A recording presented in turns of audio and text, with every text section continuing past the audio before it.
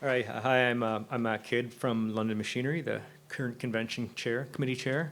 I'd like to start by thanking the committee members. It's a tough job. There's a lot goes into these conventions, and I think most of you are actually here today. So Jeff Adams with FuelX, Nikki Keith with Wilson and Beck, Sheena Sadhu, Yard at a Time, and Sherry Gildamet. Yeah, you guys put in a ton of work on this, and we really appreciate it.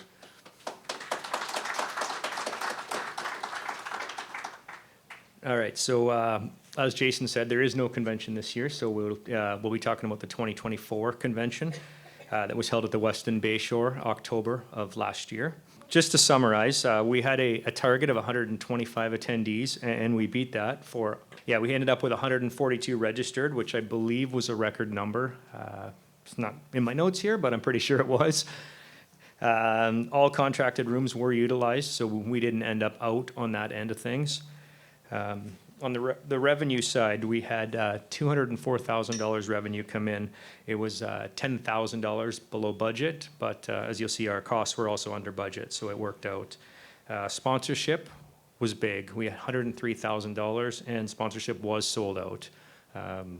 We tried to find more, and we weren't able to find room for everybody, so maybe next year we'll have some new categories for y'all to sponsor. So on the expense side, as I mentioned, overall expenses were $193,000, and that came in $33,000 under budget, which was 95% of total revenue. $11,000 contribution overall to the association versus a $10,000 loss that we had planned for. And again, that's a reflection of just prudent cost management of the group and the committee, and working hard to do that while still having a great experience for all the members. As comparison to the previous years, what am I looking at here, Jason? Sorry. Anyways, in 2024, we had the 97 delegates and 27 partners, which was up from 86 delegates and 26 partners when we were in Sun Peaks in 2023. So trending in the right direction. We did offer fractional attendance for the first time. We wanted to try that out. And that resulted in 18 conference day passes, as well as 18 gala dinner tickets being sold. So just another way for some of you being in Vancouver who couldn't make the whole week, but it allowed you to still come to some of the parts that were, I guess, seen as value to yourselves. We did do a harbor cruise.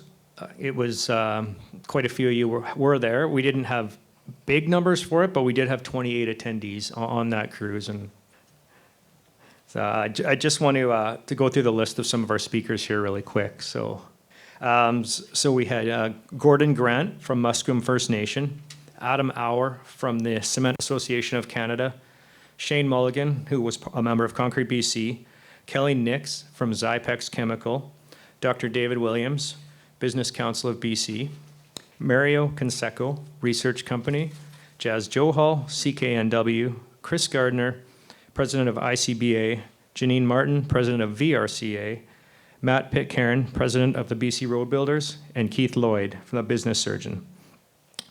As mentioned, we do a survey every year, and one of the things that came of that was why we're not doing a convention this year.